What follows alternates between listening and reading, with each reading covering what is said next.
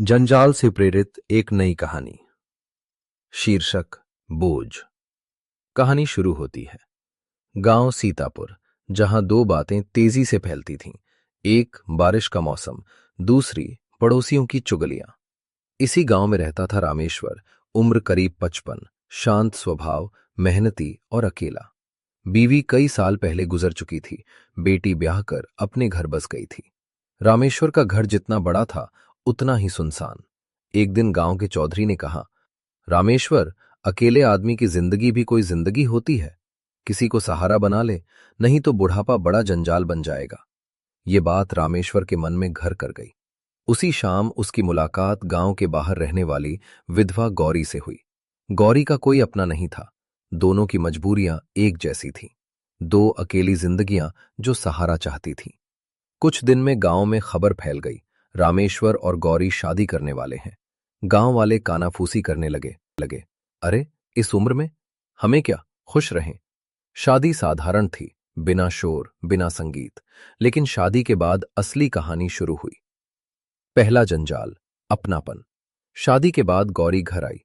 वो घर जहां सालों से सिर्फ रामेश्वर की आदतें थीं। उसे बिखरा घर पसंद नहीं आता, रामेश्वर को सफाई का झंझट। एक दिन गौरी बोली, गौरी, घर में इतना धूल मिट्टी क्यों? सुबह उठते ही झाड़ू लगानी चाहिए। रामेश्वर, अरे मैं तो बस दरवाजा खोलता हूं, हवा अपना काम कर देती है। गौरी नाराज, हवा से सफाई नहीं होती। यहां तो काम की शुरुआत भी हवा पर छोड़ रखी है। दोनों हंस दिए, पर मन में एक छोटा सा जंजाल बंध गया। दूसरा जंजाल, पड़ोस का दखल। पड़ोसन शांति की आदत थी कि हर बात में नाक घुसाना। एक दिन वो आई और बोली, गौरी बहन, सुना है रामेश्वर जी ने आपसे दाल में नमक ज्यादा होने पर नाराजगी दिखाई। ये अच्छा नहीं है। गौरी चौंकी, अरे, उन्होंने तो कुछ कहा ही नहीं। शांति ने आंखें मटकाईं, गांव है बहू, बात छिपती कहां है। अब गौरी को शक हो गया कि शायद रामेश्वर को सच में बुरा लगा हो, बस कह नहीं पाए।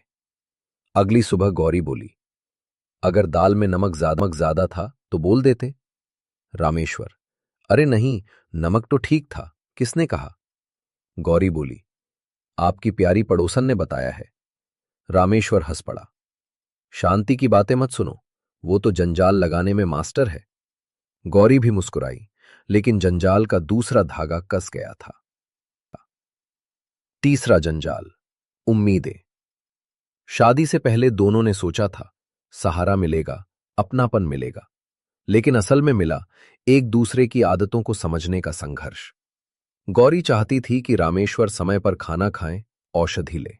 रामेश्वर चाहते थे कि गौरी थोड़ी निश्चिंत रहे, छोटी बातों को दिल पर न ले।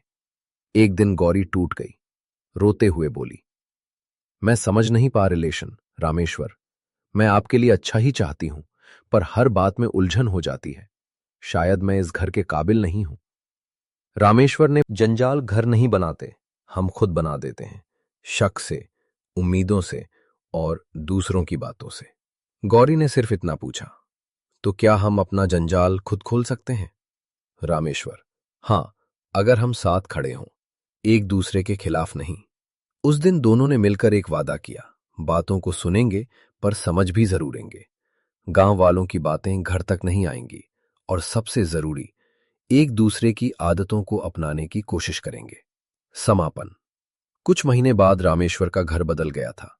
अब वहां तन्हाई नहीं थी, दो लोग थे जो रोज सीख रहे थे खाने का असली मतलब क्या है। शांति फिर भी बीच में पड़ती, पर गौरी अब मुस्कुराकर कहती, हमारा घर हमारा है, आपकी बातें बाहर ही अच्छी लगती हैं। रामेश्वर गर्व से देखता और सोचता, अकेलापन भी जंजाल होता है, पर रिश्ता अगर समझदारी से निभाया जाए तो सबसे बड़ा सहारा। कहानी का नैतिक, घर का जंजाल बाहर नहीं होता, हमारे मन के अंदर होता है। रिश्ते में सबसे जरूरी समझ, सुनना और बेमतलब की बातों को दरवाजे के बाहर छोड़ना है। दूसरों की राय से रिश्ते नहीं टूटते, हमारा विश्वास टूटने से टूटते हैं।